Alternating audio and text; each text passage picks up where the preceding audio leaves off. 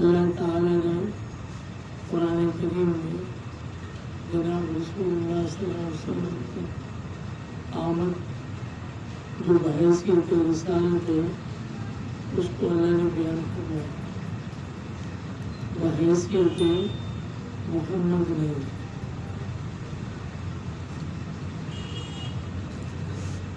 40 سالہ دور نبوت سے پہلے آمد محمد ہے اور اس کے بعد آمد رسول. حضور کی نبوت تو تمام انبیاء کرام علیہ السلام سے مقدم ہے کہ آپ صلی اللہ علیہ وسلم نے فرمایا قلت نبی وإن آدم لمنجلد بین الماء والطین. مجھے اللہ نے اس وقت نبی بنا کر بھیجا جب جناب آدم اپنی مٹی اور پانی کے وجود میں تھے. تو نبوت تو سب سے پہلے ہے، لیکن مسئلہ ظہور کا ہے کہ ظہور نبوت اور بعثت اس عالم میں حضور کی 40 سال بعد ہوئی. اللہ تعالیٰ نے بعثت رسول اس کو ذکر فرمایا کہ اس میں احکامات ہیں. اللہ نے احکامات بیان فرمائے اور اللہ تعالیٰ نے حضور کی وہ زندگی جس زندگی میں انسان کی ہدایت کا سامان اور ذریعہ ہے. ہر شعبے میں ہدایت ہے لیکن خاص کر احکام والی زندگی جو اللہ تعالیٰ کی طرف سے احکام دیے گئے تو اس کو اللہ تعالیٰ نے بیان فرمایا. سیرت کا وہ حصہ اکثر قرآن کریم میں اس کا بیان ہے. حضرت عطا اللہ شاہ بخاری رحمۃ اللہ علیہ امیر شریعت سے کسی نے پوچھا کہ حضرت عائشہ اور حضرت خدیجہ رضی اللہ تعالیٰ عنہ دونوں کے مقام میں فرق کیا ہے. تو حضرت امیر شریعت رحمہ اللہ نے فرمایا کہ خدیجہ کا نکاح محمد بن عبداللہ سے ہوا اور عائشہ کا نکاح محمد رسول اللہ سے ہوا. تو ایک حضور بحیثیت محمد بن عبداللہ کی آئے اور ایک حضور بحیثیت محمد رسول اللہ کی آئے.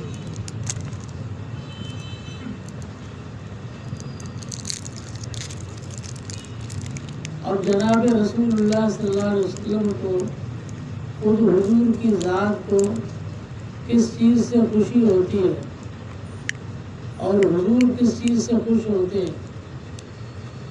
جناب رسول اللہ صلی اللہ علیہ وسلم کی زندگی کے اس دنیا میں جو آخری لمحات تھے اگر ان لمحات کو دیکھا جائے تو اس سے پورے دین کا خلاصہ اور اتنے مسئلے جو مجھے ہوئے وہ سلجھ جاتے ہیں، پورے معاملے صاف ہو جاتے ہیں.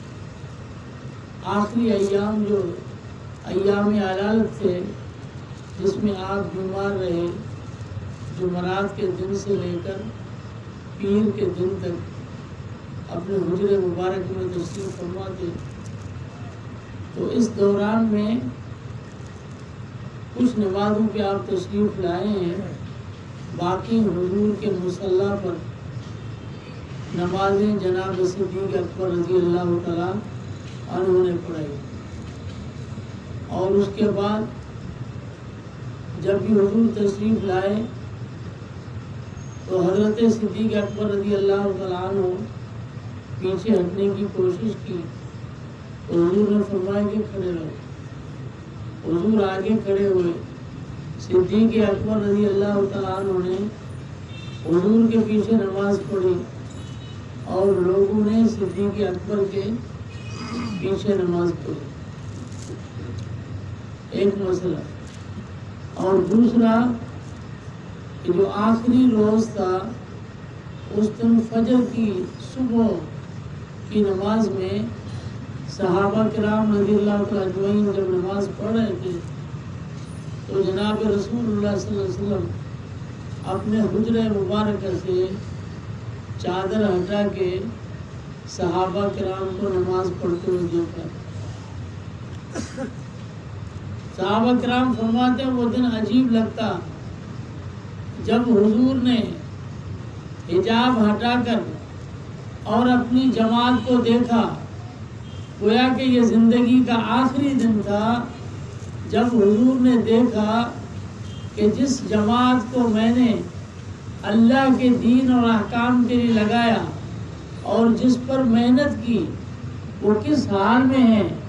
تو اس آخری دن میں اس جماعت نے گواہی دی اور بتلایا کہ یا رسول اللہ آپ نے ہمیں اللہ کی توحید اور عظمت سمجھائی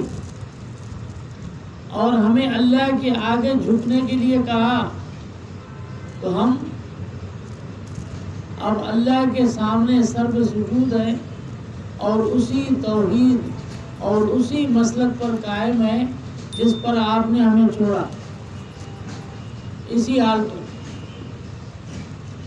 وہ دن اتنا خوشی کا تھا، صحابہ کرام فرماتے ہیں اس آخری دن میں جب جناب رسالت مآب نے اپنے چہرے سے حجاب ہٹایا تو چہرہ مبارک ایسے منور روشن تھا، اور حجاب ہٹانے سے جو کیفیت صحابہ نے بیان فرمائی کأنہ ورقۃ مصحف، گویا کہ قرآن کریم کا ورق کھل گیا۔ اور ویسے بھی حضور کی ذات مقدسہ ہمارا عقیدہ ہے کہ اگر 30 پارے کھولو تو یہ قرآن کا علم ہے۔ جناب رسول اللہ صلی اللہ علیہ وسلم کی ذات اقدس کو دیکھو تو یہ عملی قرآن، وہاں قرآن کا علم ہے جو 30 پاروں میں ہے، اور حضور کی ذات میں وہی 30 پارے عمل کی صورت میں ہے۔ وہ مصحف علمی ہے اور یہ مصحف عملی ہے، وہ قرآن علمی ہے اور یہ قرآن عملی ہے۔ جو حضور کی سیرت طیبہ حضرت عائشہ صدیقہ رضی اللہ تعالیٰ عنہ سے جب پوچھا گیا کہ حضور کے اخلاق کیا تھے تو امی عائشہ رضی اللہ تعالیٰ فرماتی ہیں کان خلقہ قرآن، حضور کی اخلاق قرآن کے۔ شریعت کا مقصد کیا ہے؟ حضور کی زندگی 40 سالہ دور نبوت جب شروع ہوا تو باقی 23 سالہ زندگی پوری یہ احکام کی زندگی ہے، لیکن احکام کی زندگی کا مقصد یہ نہیں ہے کہ حضور کبھی کبھی حکم فرما دے تو اس کو کرنا ہے اور کبھی انکار کرتے تو اس سے رکنا ہے، یہ نہیں ہے، بلکہ اس زندگی میں جناب رسول اللہ صلی اللہ علیہ وسلم کے گردن کو اس طرح ہلانا یہ بھی شریعت ہے، اور اس طرح ہلانا یہ بھی شریعت ہے، ہاتھ اوپر اٹھانا یہ بھی شریعت ہے، ہاتھ سے اشارہ کرنا بھی شریعت ہے، اور ہونٹوں سے اشارہ کرنا یہ بھی شریعت ہے، پوری زندگی شریعت ہے۔ تو جناب رسالت مآب صلی اللہ علیہ وسلم نے زندگی کے آخری لمحات میں، یہ حضور کی سیرت کا بیان ہے، آخری لمحات میں اپنے مصلے پر جناب صدیق اکبر رضی اللہ تعالیٰ عنہ کو کھڑا کیا۔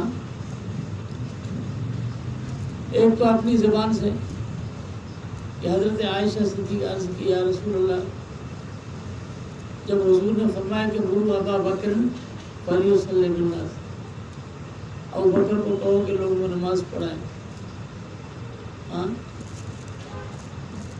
تو حضرت عائشہ رضی اللہ تعالیٰ عنہ نے سوال کیا رسول اللہ انہ اسیف لن یقوم مقام مر عمر فلیصلی بالناس۔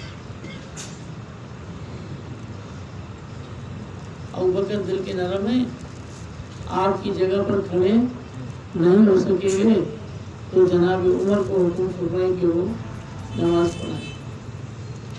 کہ حضرت عائشہ رضی اللہ تعالیٰ عنہ کا سوال جب حضور نے فرمایا کہ ابو بکر کو کہو ان لوگوں کو نماز پڑھائے، تو حضرت عائشہ کی کیا مجال تھی سوال کرنے کی؟ سوال کیوں کرتے؟ جب حضور فرما رہے تو سوال کیوں کرتے؟ حضور نے فرمایا کہ میری زندگی کا نصف علم، آدھا علم امی عائشہ سے پوچھو. نصف علم حضرت عائشہ رضی اللہ عنہ سے پوچھو.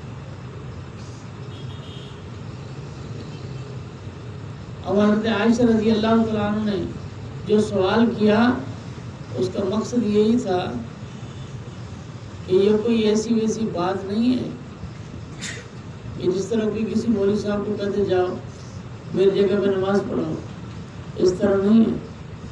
یہ اتفاقی حکم نہیں ہے بلکہ یہ ارادے کے ساتھ حکم ہے. اس لیے امی عائشہ نے سوال کر کے، حضرت صدیقہ نے سوال کر کے مسئلے کو حل کر دیا کہ یہ سوال اتفاقی نہیں ہے، تاکہ حضور اس کے جواب میں کیا فرماتے ہیں. تو بار بار پوچھنے کے بعد جناب رسول اللہ صلی اللہ علیہ وسلم نے فرمایا ان اللہ ورسولہ لا یرضی الا بامامت ابی بکر.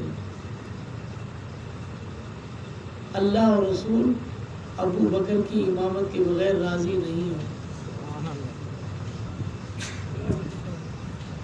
یہ اتفاقی حکم نہیں ہے. ایک تو زبان سے مسئلہ حل کیا حضور نے اپنی زندگی میں. آپ کو پتہ ہے آج کل بھی اگر کوئی مولوی صاحب اپنی زندگی میں اپنے مصلے پر کسی کو کھڑا کر دے تو اس کا مقصد کیا ہوتا ہے کہ میرا نائب ہے نا. تو اتنے بڑے بڑے اکابرین صحابہ تھے، ان میں سے جناب صدیق اکبر رضی اللہ تعالیٰ عنہ کا انتخاب کوئی اتفاقی نہیں بلکہ حضور نے زبان سے فرمایا. اور اس کے بعد جناب رسول اللہ صلی اللہ علیہ وسلم نے نماز کے دوران آ کر پھر ابو بکر سے آگے کھڑے ہو کر خود نماز پڑھائی. ابو بکر یصلی بصلاۃ النبی والناس یصلون بصلاۃ ابی بکر. ابو بکر حضور کے پیچھے نماز پڑھی اور صحابہ نے صدیق اکبر کے پیچھے نماز پڑھی.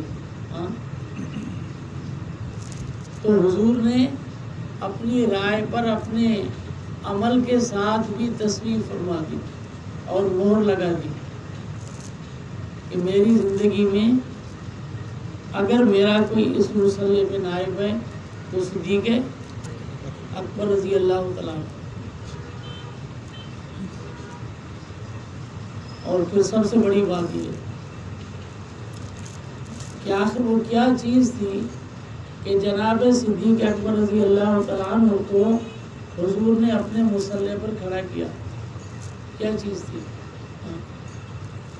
یہ تو سب کا مسئلہ ہے. احناف کے یہاں بھی یہی ہے، جو سب سے بڑا عالم ہوتا ہے اسی کو آگے کیا جاتا ہے. تو حضور نے صدیق اکبر کو آگے کھڑا کر کے بتلا دیا کہ اس امت میں سب سے بڑا عالم کون ہے؟ صدیق اکبر ہے. یہ حضور نے بتلا دیا. اور نبی کے علم کا وارث وہ ہوتا ہے جو سب سے بڑا عالم ہو. نبی کا ورثہ ہی علمی ہے. تو حضور نے آگے کھڑا ہو کر عالم الناس ہونے کا مسئلہ بھی حل کر دیا کہ سب سے بڑا عالم بھی صدیق اکبر ہے، احق بالامامت بھی وہی ہے، احق بالخلافت بھی وہی ہے. سارے مسئلے اس مسئلے سے ثابت ہو گئے. تو شریعت صرف یہ نہیں ہے کہ حضور نے جو کچھ حدیثیں لکھی ہیں یہ شریعت ہے. پوری زندگی ایک ایک قدم حضور کی یہ پوری کی پوری شریعت ہے. ہاں اب مسئلہ بیان کرنا اور تھا. یہ تو بات آئی صدیق اکبر رضی اللہ تعالیٰ عنہ کے بارے میں. مسئلہ اصل یہ ہے کہ حضور کی سب سے آخر میں جس چیز میں خوشی تھی وہ کس چیز کی خوشی تھی کہ اپنی جماعت صحابہ کو نماز میں دیکھا کہ سارے نماز پڑھ رہے ہیں تو حضور خوش ہوئے. ہاں تو جب ہم اس مسجد کو آباد کریں گے اور نماز پڑھیں گے تو یہ جب حضور کے سامنے عمل پیش کیے جائیں گے تو حضور خوش اس عمل سے ہوں گے یا ناچنے سے خوش ہوں گے؟ ہاں ابھی تو ماشاءاللہ ناچنا بھی شروع ہو گیا, ناچنے لگ گئے. کبھی کیک کاٹ رہے, کبھی ناچ رہے ہیں.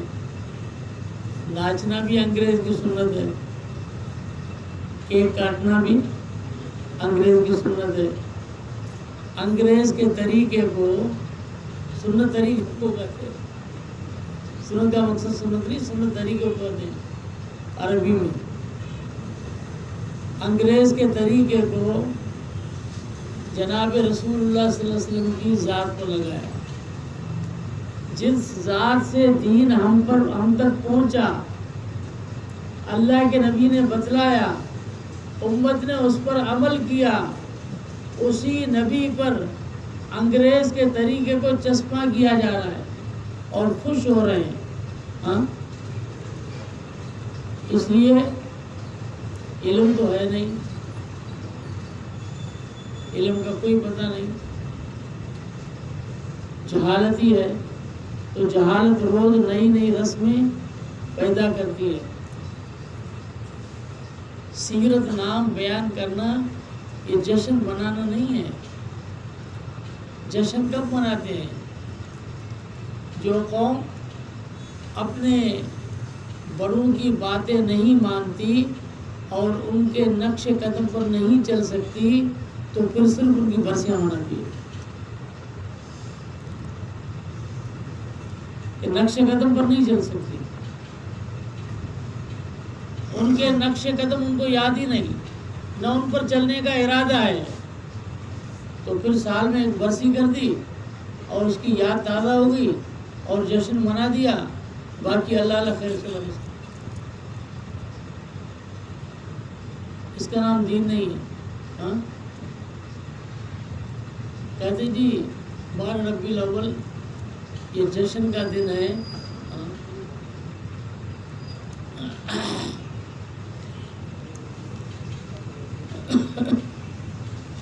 ہم تو روزانہ مسجد میں 5 وقت یہ جشن مناتے ہیں, یہ نماز پڑھتے ہیں نا, یہ آمد رسول کا جشن ہے. آمد محمد کا سال میں ایک دن جشن مناتے ہو, یہ آمد رسول کا جشن ہے.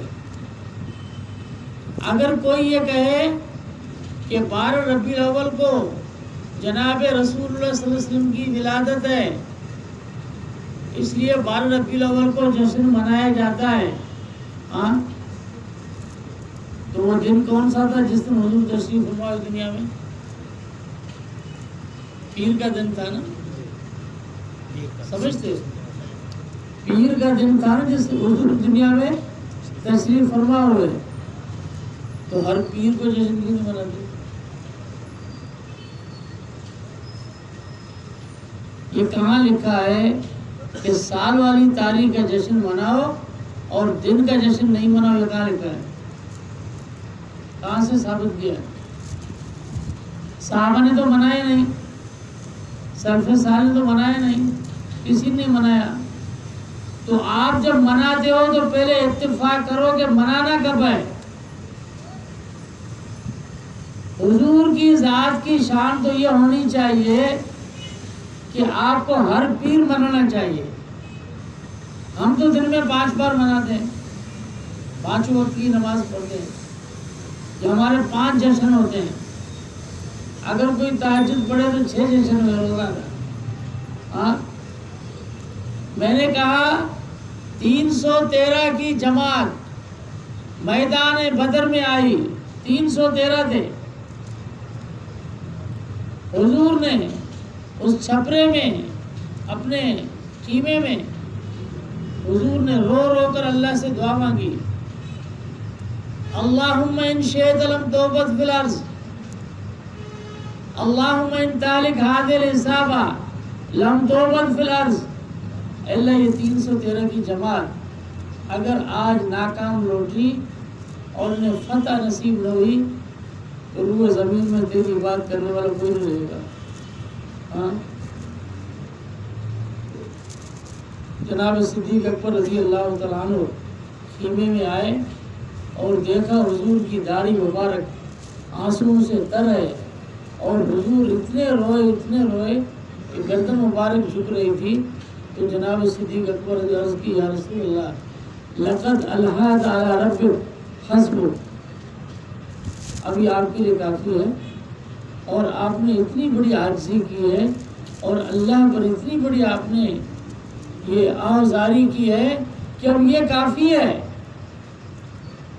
کہتے ہیں جناب رسول اللہ صلی اللہ علیہ وسلم مقام خوف میں تھے اور صدیق اکبر مقام رجا میں تھے، امید کے مقام میں تھے کہ اللہ نے آپ کی دعا قبول کر لی۔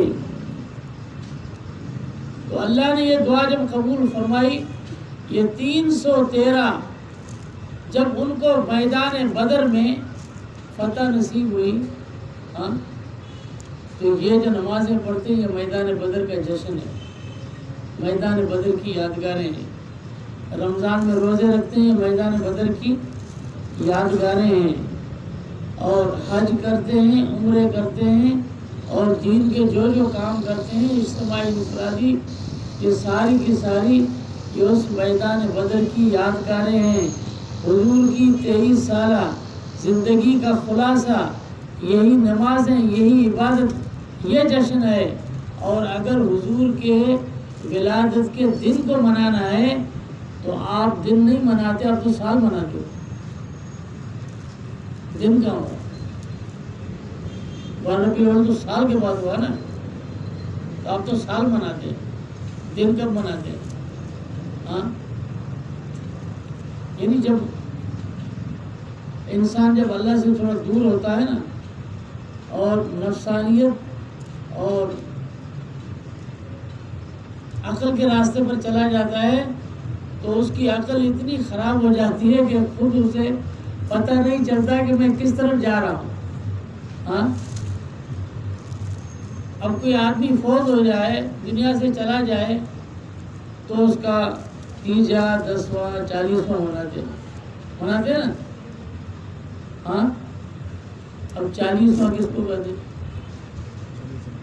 شہادت کے 40 دن بعد۔ اب جو 40 وہ مناتے ہیں وہ 40 دن کے بعد ہے۔ حضرت حسین کی شہادت کو 40 دن ہوئے۔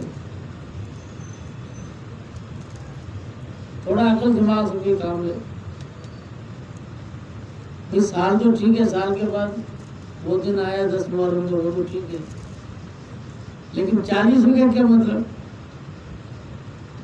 کہ 10 ابھی یہ 40 دن ہوئے۔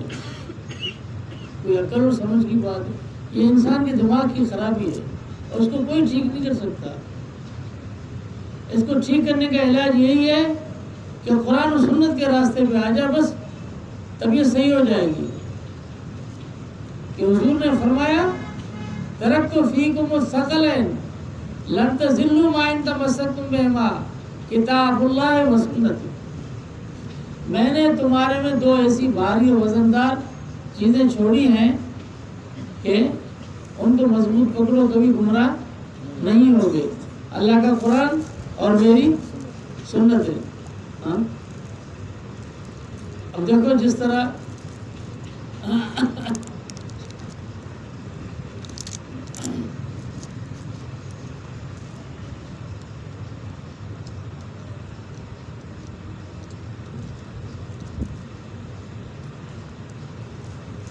کوئی اس طرح کہہ دے اشہد ان امیر المومنین و امام المتقین و شافی المذنبین علی ولی اللہ وسیع رسول اللہ و خلیفتہ بلا فصل. ٹھیک ہے. اب بلا فصل کی معنی سمجھتے ہو؟ بلا فصل کی معنی یہ میرے ساتھ بیٹھا ہوا ہے نا، میرا اور اس کا کوئی فاصلہ نہیں ہے، اور یہ جو پیچھے بیٹھا ہوا ہے اس کا میرا فاصلہ ہے.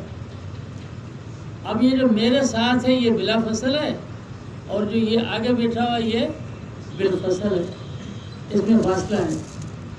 اب یہ ایک ایسی بدیع چیز ہے جس کو عام آدمی سمجھ سکتا ہے کہ وہ حضرت وہاں آخر میں بیٹھے ہوئے ہیں، اگر میں کہہ دوں کہ یہ میرے بلا فصل بیٹھے ہوئے تو ہو سکتا ہے؟ میرے ساتھ کوئی نمبر سے بیٹھے 1 2 3 4، اب میں اول کو کہہ سکتا ہوں کہ یہ بلا فصل ہے، یہ مل کے مجھے بیٹھا ہوا ہے، لیکن 2 3 4 نمبر والا وہ تو بھائی میرے فاصلے پہ بیٹھے ہوئے. ہاں یہ تو بالفصل ہے، یہ بلا فصل کیسے ہو سکتا ہے؟ ہاں اگر چوتھے والا پہلے نمبر پہ آ جاتا تو بے شک بلا فصل تھے. ٹھیک ہے.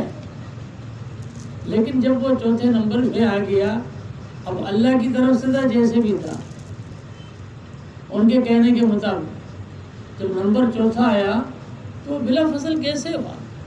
وہ حضور رسول اللہ صلی اللہ علیہ وسلم کے زمانے سے چوتھے نمبر پر جو ہے، جو دوسرے نمبر والا اس کو ہم بلا فصل نہیں کہہ سکتے، تیسرے نمبر والے کو نہیں کہہ سکتے، تو چوتھے نمبر والے کو کیسے آپ کہہ سکتے؟ یہ تو ایک ایسی چیز ہے عقل والی کہ ہر انسان سمجھ سکتا ہے کہ فاصلے پہ کون بیٹھا ہے اور متصل کون بیٹھا ہے. یہ تو مکان کی چیزیں، زمانے کی چیزیں ہیں جسے ہر انسان سمجھ سکتا ہے. ہاں لیکن وہ کہتے ہیں کہ کوئی ایسی بات ہو اس کو اتنا بڑھاؤ اور اتنا دہراؤ کہ لوگ اسے سچ سمجھنے پر مجبور ہو جائے، اسے ماننے پر مجبور ہو جائے. تو یہ نہیں ہے. یہ دین جو ہے یہ اللہ تعالیٰ نے کوئی ایسی چیز نہیں بنائی کہ جسے زبردستی تشہیر کی جائے یا زبردستی اس کو کسی ذریعے سے دنیا میں پھیلایا جائے. اللہ تعالیٰ نے اس دین کو پھیلایا ہی غربا کی جماعت سے. غریب اس کو کہتے ہیں جس کے پاس نہ دولت ہوتی ہے، نہ سرمایہ ہوتا ہے، نہ نشر و اشاعت کا کوئی ذریعہ ہوتا ہے، کوئی ذریعہ نہیں ہوتا. جس طرح آپ نے بستر والی جماعت دیکھی ہے نا، بستر پڑے ہوئے، ان کی اتنی سی بات پوری دنیا میں اللہ تعالیٰ پھیلا دیتا ہے. ہاں یہ دین بھی غریب ہو کر آیا ہے. اس کے نشر و اشاعت کرنے والے سارے غربا تھے، جن کے پاس دولت اسباب نہیں تھی، جن کے پاس پہننے کو پورے کپڑے نہیں تھے، چادریں پورے نہیں ہوتی تھی، پاؤں ننگے تھے، ان کے اسباب کچھ نہیں تھے ان کے پاس. لیکن اللہ تعالیٰ نے اس دین کو پھیلایا. اس پورے اس معاملے کے باوجود اللہ تعالیٰ نے اس دین کو چلایا. اللہ تعالیٰ اسباب کے محتاج نہیں ہے. یہ دین میڈیا سے ان چیزوں سے نہیں پھیلا، یہ دین اپنی اصلیت سے جس طرح پھیلا ہے.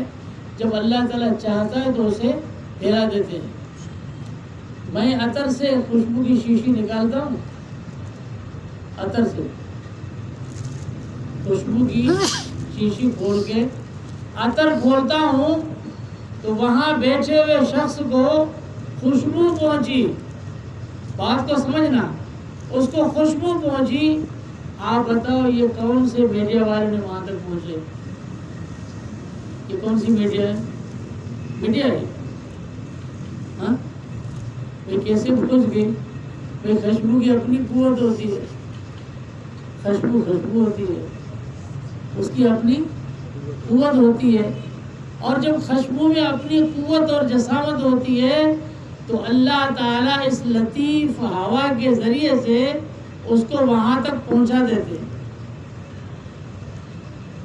آواز جو کسی کے کان تک پہنچتی ہے کون سا میڈیا ہے جو پہنچاتا ہے وہاں آواز؟ کوئی میڈیا نہیں ہے۔ جب آواز آپ کے زبان سے جو کلمہ نکلتا ہے وہ اس ہوا کے ساتھ کیفیت میں جا کر اس کے کان تک وہ پہنچتا ہے اور وہ اس کو سن لیتا ہے، تو یہ ہوا کے ذریعے سے وہ آواز وہاں تک پہنچتی۔ میڈیا کون سی ہے؟ کوئی میڈیا نہیں ہے۔ جب اللہ تعالیٰ چاہتے ہیں ہو جاتا ہے، یہ اللہ تعالیٰ کا نظام ہے۔ تو بھی میڈیا کوئی چیز نہیں ہے۔ جب دین میں خوشبو ہے اس کو اللہ تعالیٰ پھیلا دے گا۔ حضور کی سیرت طیبہ وہ بھی ایسے ہے۔ تو دین اپنے راستے سے آئے گا، پیغمبر کا دین جس کے اللہ تعالیٰ نے فرمایا کہ الیوم اکملت لکم دینکم، میں نے تمہارے اوپر تکمیل دین کا اعلان کر دیا، دین مکمل ہے۔ تو جب دین مکمل ہو گیا تو مکمل چیز اس کو کہتے ہیں کہ جس کے اندر کسی ٹوچن وغیرہ کی کوئی ضرورت نہیں ہوتی۔ تو لوگ بیچارے کیا کہتے ہیں؟ کہتے ہیں یہ ہم اچھا کام کرتے ہیں تو آپ اس کو بدعت کیسے کہتے ہو؟ بدعت کیسے کہتے ہو؟ تو اچھا کوئی آدمی نماز پڑھ رہا ہے، آپ اس کو بدعت کیسے کہتے ہو؟ ہاں، تو سمجھ لو کہ شریعت کا مقصد کیا ہوتا ہے کہ اچھے کام کا وقت بتاتی ہے شریعت۔ یہ اچھا کام آپ کو اس وقت میں کرنا ہے اور یہ اچھا کام آپ کو اس وقت میں کرنا ہے۔ ہاں، اچھا، اگر کوئی آدمی نکاح کرتا ہے تو نکاح کے بعد بیوی اس پہ حلال ہو جاتی ہے نا۔ ہاں، اب ایک مسئلہ ہے، بیوی اس پر حلال ہے، ہاں، لیکن بیوی کے ساتھ اختلاط گھر پہ کر سکتا ہے، بازار میں کر سکتا ہے؟ کیوں؟ کوئی حلال ہے تو بازار میں کر سکتا ہے، گھر بھی کیوں کرتا ہے؟ بازار میں آ کے اس سے ملے، کر سکتا ہے؟ کیوں نہیں کر سکتا بھائی؟ کوئی کہے جی حلال ہے؟ نہیں، یہ نکاح ایک سنت طریقہ ہے، لیکن اس کا اپنا محل ہے، اپنی جگہ ہے۔ جو اس کا محل ہے وہی ہے، ہر جگہ نہیں ہے، وہ اپنا محل ہے۔ حیا بھی کوئی چیز ہوتی ہے، اپنا اپنا محل ہوتا ہے۔ اسی طرح سے جتنی بھی نیک کام ہے اس کے محل ہے۔ جو محل پر کیا جائے وہ سنت ہے، جو غیر محل پہ کیا جائے وہ بدعت ہے۔ ہاں، اپنے بیٹے کو ڈنڈا مارا اس نے تو یہ اصلاح ہوئی، اور ان کے باپ کو مارا نافرمانی ہے، اچھائی تو نہیں ہوئی، ڈنڈا تو ایک ہی ہے، لیکن اس کے استعمال کا محل وہاں ہے، وہاں اس کے استعمال کا محل نہیں ہے۔ نماز آپ پڑھتے ہو، اگر مکروہ وقت میں نماز پڑھتے ہو نماز ہوگی؟ تو آپ کو یہ ہر وقت پڑھنا جائز ہے، کہ مکروہ وقت میں نماز نہیں ہوگی۔ نماز کا جو وقت ہے اس وقت میں نماز ہوگی، اس کے علاوہ جو نماز کا محل نہیں ہے اس پہ وہ نماز نہیں ہوگی۔ اسی طرح سے میں نے کہا کہ زیرو کا عدد ہے، یہ زیرو ہم لگاتے ہیں نا، زیرو۔ اب کوئی آدمی ایک لکھے، ایک کا عدد، یہ لکھ دیا ایک کا عدد، اب دائیں طرف یہ زیرو لگا دے تو یہ 10 بن جائے، اور ایک اور زیرو لگا دے تو 100 بن جائے، ایک اور زیرو لگا دے 1000 بن جائے گے۔ اس طرح زیرو لگاتا جائے تو یہ عدد بڑھتے جائیں گے۔ لیکن اگر کوئی آدمی بائیں طرف زیرو لگا دے تو کتنے بنیں گے؟ 2 لگا دے، 3 لگا دے، 1000 لگا دے، کچھ نہیں بنے گا۔ اب کوئی بچہ اس طرح ماسٹر صاحب کہے جی اس طرف زیرو لگاؤ یہ 10 بنے، تو وہ الٹے طرف لگا دے زیرو، اور ماسٹر اس کو ڈنڈے مارے تو یہ اپنے باپ کو شکایت کرے جی استاد نے کہا کہ آپ زیرو لگا دو 10 بنے، میں نے اس طرف زیرو لگا دیا تو استاد مجھے ڈنڈے مارے۔ زیرو تو وہی ہے، چاہے اس طرف لگا دو چاہے اس طرف لگا دو، تو یہ نہیں ہے، بلکہ اگر دائیں طرف زیرو ہوگا تو نمبر بڑھتا جائے گا، اور اگر بائیں طرف 0 ہوگا تو نمبر نہیں بڑھیں گے، ادھر ہی رہے گا، کوئی نمبر نہیں بڑھے گا۔ اسی طرح سے ایک ہی نیک عمل ہے، اگر سنت کے مطابق ہوگا، دائیں طرف ہوگا تو نمبر بڑھتے جائیں گے، یہ اصحاب الیمین ہے۔ اور اگر دائیں طرف ہوگا تو یہ اصحاب الشمال ہے، نمبر نہیں بڑھیں گے بلکہ اس کو بدعت کہیں گے۔ کہتے جی اچھے عمل کو بدعت کیسے کہتے ہیں؟ تو برے عمل کو آپ کبھی بدعت کہتے ہیں؟ کسی نے کسی کو قتل کر دیا، اب اس کو بدعت ہی کہتے ہیں۔ چوری کی کسی نے، اس کو بدعت ہی کہتے ہیں۔ زنا کر دیا، اس کو بدعت ہی کہتے ہو۔ کیوں بھئی؟ بدعت تو کہتے ہیں اچھے عمل کو ہے، لیکن وہ عمل جو جناب رسول اللہ صلی اللہ علیہ وسلم کی سنت کے مطابق نہ ہو، یا حضور کے صحابہ کے طریقے پر نہ ہو، اور جو ثابت نہ ہو دین میں، اس کام کو کیا جائے تو اس کو بدعت کہا جائے۔ لیکن یہ تو پہچان ہی ختم ہو گئی۔ بس کہتے ہیں جی ہم تو محبت میں ہر چیز اچھی کرتے ہیں، تو سمجھ لو کہ ہمارے لیے دین کیا چیز ہے۔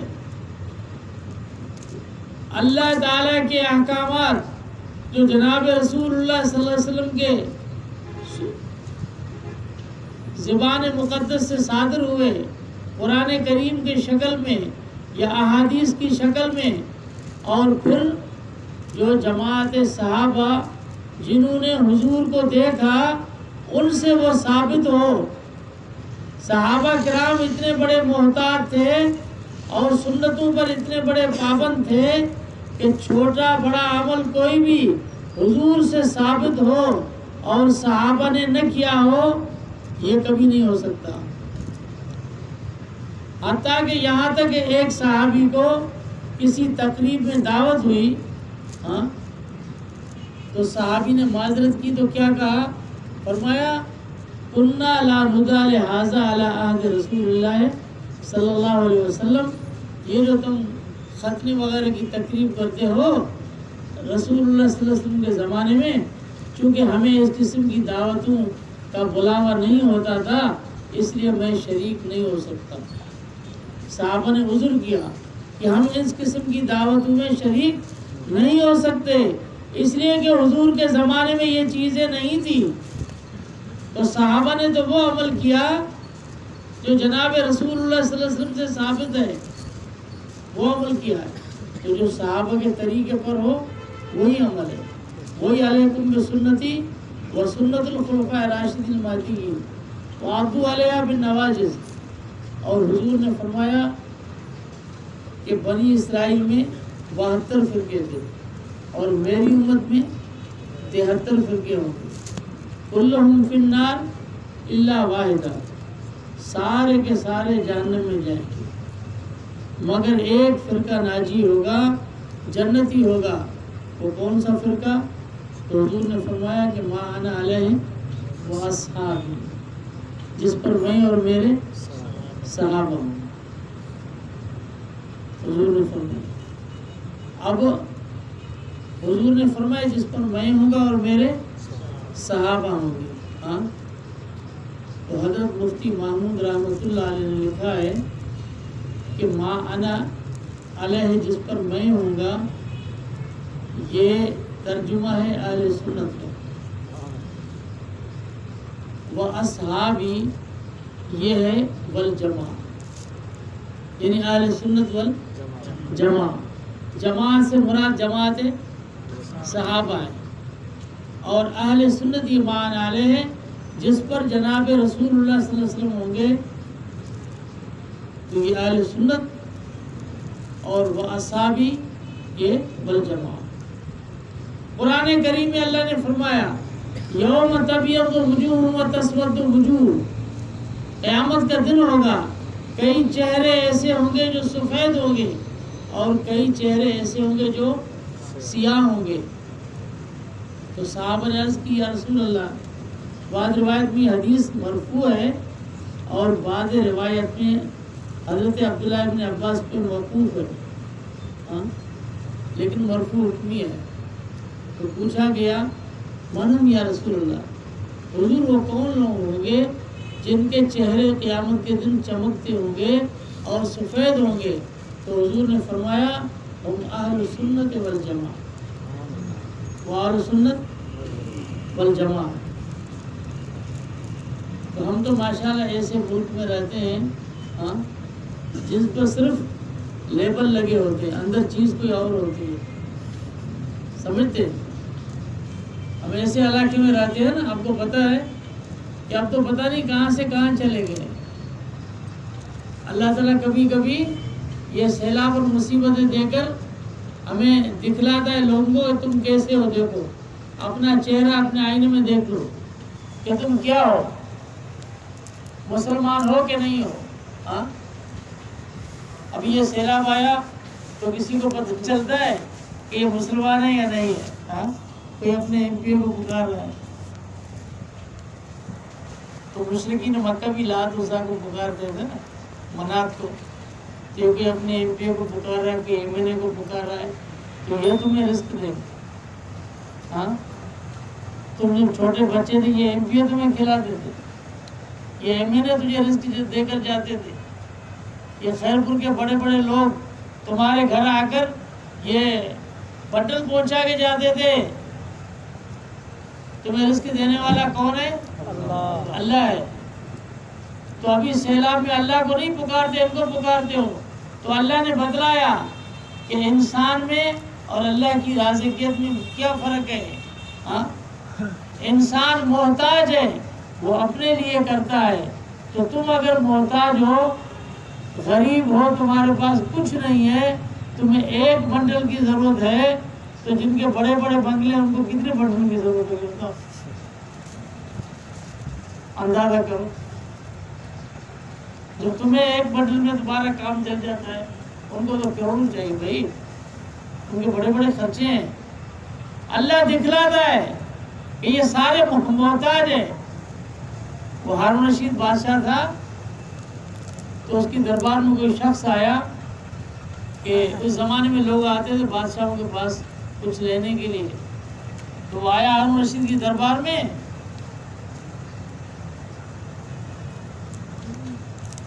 تو انہوں نے کہا جی میں کچھ مانگنے آیا ہوں، غریب ہوں۔ کہتا چلے جاؤ اندر۔ ہارون رشید نماز میں مصروف تھا، نماز پڑھ رہا تھا، نماز پڑھ کے اور وہ دعا مانگ رہا، تو یہ آیا دیکھ کر واپس چلا گیا۔ تو انہوں نے کہا بھائی کیا ہوا، واپس چلے گئے، کھڑے ہو۔ انہوں نے کہا یار میں آیا تھا اس سے مانگنے کے لیے، لیکن اس کو دیکھا وہ خود کسی اور سے مانگ رہا ہے، تو میں اس سے نہ مانگوں جس سے یہ مانگ رہا ہے۔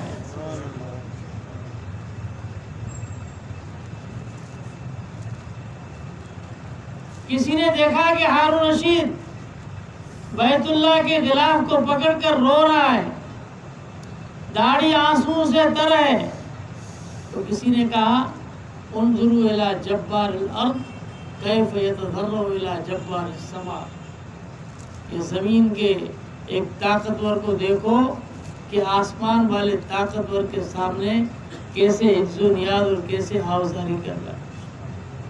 یہ سارے بے بس ہیں، ہاں یہ سارے جتنے بھی انسان ہیں، چھوٹا ہو بڑا ہو کوئی فرق نہیں ہے۔ جہاں پر کسی نے ہارون رشید کو غلاف کعبہ پکڑتے ہوا دیکھا، وہاں پر کسی نے حضرت شاہ عبد القادر جیلانی رحمۃ اللہ علیہ کو بھی غلاف پکڑتے ہوئے دیکھا، کہ وہ بھی غلاف پکڑ کے کھڑا ہے اور کیا کہہ رہا ہے، یا اللہ اگر قیامت کے دن تو مجھے معاف نہ کرے تو مجھے اولیاء کی جماعت سے اٹھا کر مجھے شرمسار نہ کرنا، کہ میں شرمسار نہ ہوں، مجھے بخش کرنا تاکہ شرمندہ نہ ہوں۔ تو کون ہے ہاں جو بیت اللہ کے آ کر غلاف کو نہیں پکڑا؟ انبیاء کو دیکھا لوگوں نے غلاف پکڑے ہوئے،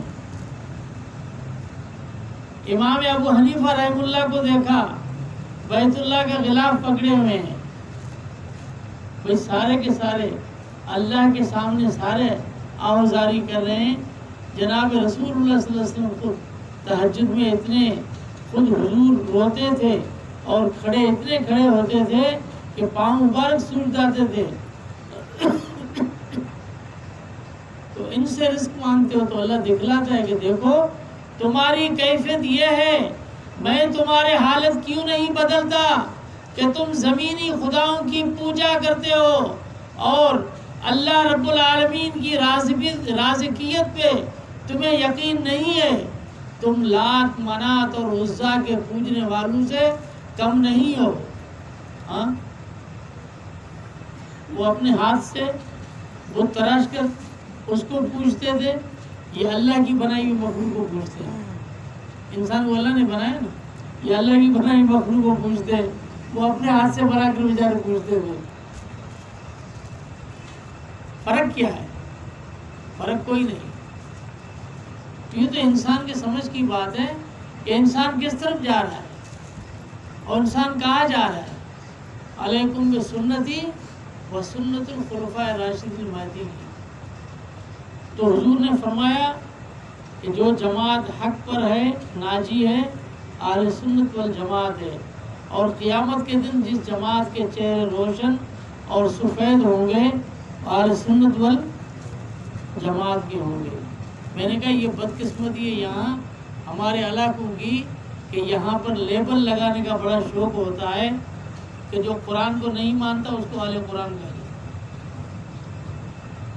یہاں پر جو قرآن کو نہیں مانتا اس کا نام کیا ہے؟ اہل قرآن. اور جو حدیث کو نہیں مانتا اس کا نام اہل حدیث.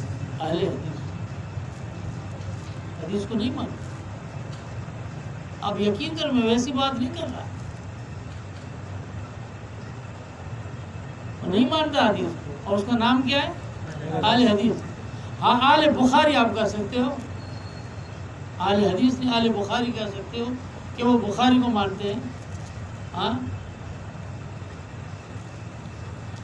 ہم نے تو ابو حنیفہ کی تقلید کر کے اور ان کی تقلید سے جان چھڑا دی، ٹھیک ہے. اور یہ بیچارے بخاری کے پڑھنے میں اردو ترجمے والے کرنے والوں کی تقلیدیں کرتے ہیں. تو بخاری کی بات کرو پڑھو تو کہتے یہ ترجمہ لکھا ہے. بھائی بخاری پڑھو، بخاری کا ترجمہ کیا مطلب؟ بخاری کے سمجھنے میں، حدیث کے سمجھنے میں اس کی تقلید کرتے ہو اردو ترجمے والے کی. تو ہم نے تو ابو حنیفہ کی تقلید کی ہے جس کی پیشنگوئی اللہ کے پیغمبر نے دی ہے. لو کان الدین عند السریہ لنالہ رجال من فارس. حضور نے فرمایا اگر دین سریہ کے پاس، ستارے کے پاس ہو تو فارس کے لوگ وہاں پہنچ کر بھی دین کو لے لیں گے. تو ہم نے تو اس کی تقلید کی ہے. ہاں یہ امت کہتے ہیں کہ ہم دین کو براہ راست اللہ تعالیٰ سے لیں گے اور رسول سے لیں گے اور رسول کی تقلید کسی کی تقلید نہیں کریں گے. اور اللہ تعالیٰ نے حضور کو تقلید کا حکم دیا. اللہ تعالیٰ نے قرآن میں نبیوں کا ذکر کر کے، انبیاء کا ذکر کر کے اللہ نے کیا فرمایا؟ اولئک الذین ھدی اللہ فبہداہ مقتدی. اللہ نے فرمایا یہ جتنے انبیاء کرام ہیں جس کے نام میں نے ذکر کیے ہیں ان کو اللہ تعالیٰ نے ہدایت والا بنایا ہے. فبہداہ مقتدی. اللہ نے فرمایا میرے محبوب آپ ان کی سیرت کی اقتداء کیجیے. اللہ نے حضور کو انبیاء کا مقلد بنایا. تو میں نے بتلایا کہ یہ بدقسمتی ہے. جو قرآن کو نہیں مانتے وہ اہل قرآن، جو حدیث کو نہیں مانتے وہ اہل حدیث، اور جو رسول اللہ کی سنت کو نہیں مانتے وہ اہل سنت ہے. اور یہ مظلوم بیچارے اہل سنت، یہ مظلوم اہل سنت ہے سارے. ہاں جب تم نے محنت نہیں کی تو یہ نام تم سے چھن کر اہل بدعت نے اپنے اوپر رکھ لیا. تو آپ بتاؤ واللہ تم اہل سنت نہیں ہو؟ اہل سنت ہو نا. لیکن آج کے لال سمجھ کس کو کہتے ہیں؟ پنجاب میں محنت ہے، ہاں تو پنجاب میں سنی بمقابلے رافضی ہوتا ہے، ہاں اور یہاں پر یہ عجیب چیز ہے. یعنی یہ ہے محنت کی کا مقام اور سمجھنے کا طریقہ اور لوگوں کو سمجھانے کا. جو ساری زندگی بدعتیں کرتے رہیں، اب میں یقین کر دیکھ کر حیران ہو جاتا ہوں. مجھے لوگ دکھاتے ہیں کہ واقعی جلوسوں کے اندر یہ ناچ رہے ہیں، عورتیں بھی ان کے ساتھ ہیں اور ناچ رہے ہیں. نعوذ باللہ من ذالک.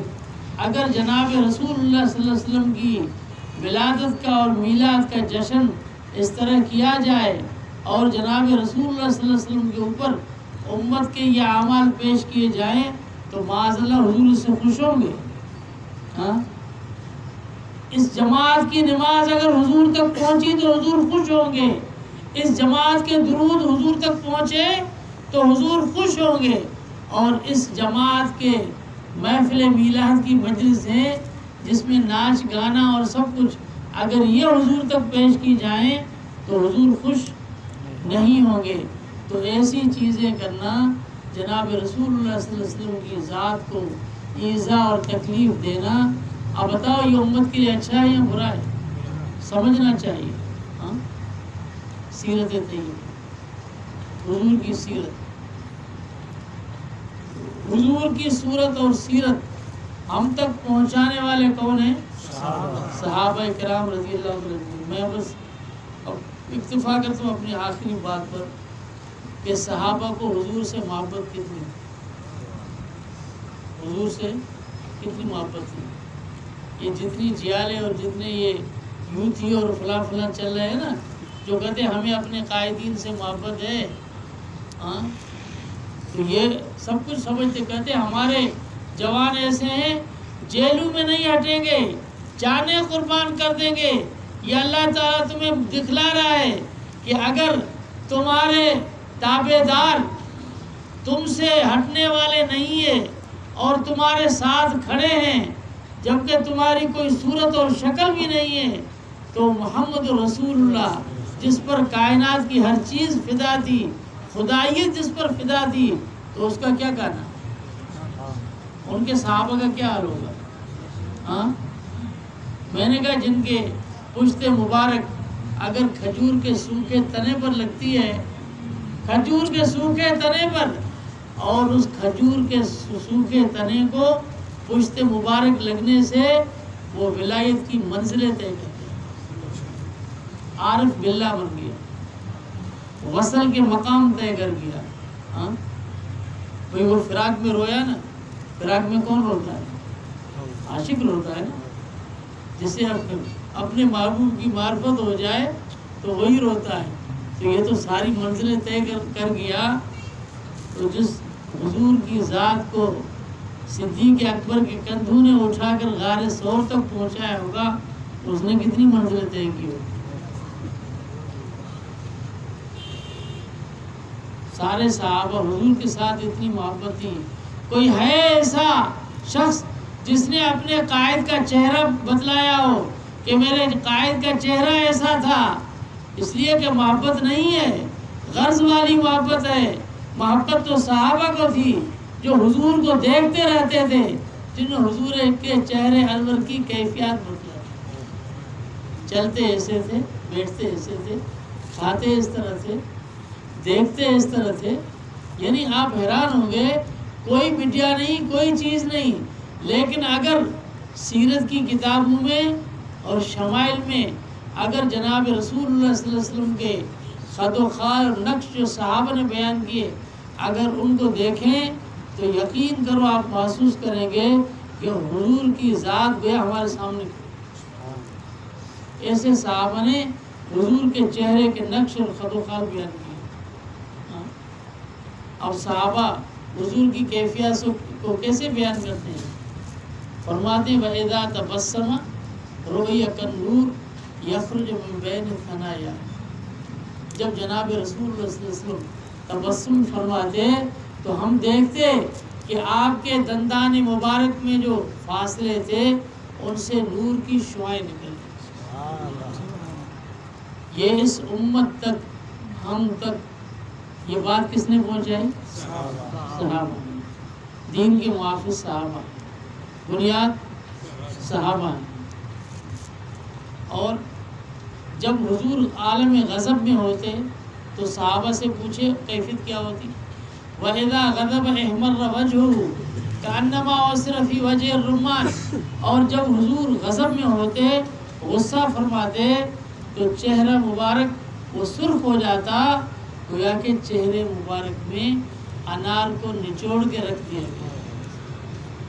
یہ کیفیت امت تک کس نے پہنچائی؟ صحابہ۔ یہ تھی محبت، جو حضور کے چہرے انور کو دیکھتے کہ آنکھیں ایسی تھی اور پیشانی مبارک ایسی تھی، اور ناک کو یہاں تک بیان کیا ہے کہ ہم دیکھتے کہ حضور کے ناک کی چوٹی کے اوپر گویا کہ نور کا حالہ لگا ہوا۔ یہ کس نے پہنچایا؟ صحابہ۔ یہ باتوں میں اتنا لطف ہے اور دل کو اتنی تسکین پہنچتی ہے، تو ہمارے حضرت اقدس رحمۃ اللہ علیہ فرماتے کہ صحابہ وہ تھے جنہوں نے امام الانبیاء کے جلوے اپنی ان آنکھوں سے دیکھے۔ صحابہ وہ تھے اور جنہوں نے اپنی آنکھوں سے حضور کے جلوے دیکھے اور اپنے دل میں حضور کے انوارات کو جذب کیا براہ راست، جن کے اندر کوئی بھی فیضان میں واسطہ نہیں ہے۔ صحابہ وہ تھے۔ تو اس لیے کہتے ہیں کہ جناب رسول اللہ صلی اللہ علیہ وسلم کی ذات پر اللہ کی محبوبیت ختم ہے۔ حضور کے بعد اب اللہ کا محبوب اتنا بڑا کوئی نہیں آئے گا۔ حضور کی ذات پر محبوبیت ختم ہے اور صحابہ کرام پر فدائیت ختم ہے۔ ایسی جان نثار جماعت قیامت تک نہیں ہے۔ اللہ تعالی ہمیں سمجھنے عمل کرنے کی توفیق۔ آخر دعوانا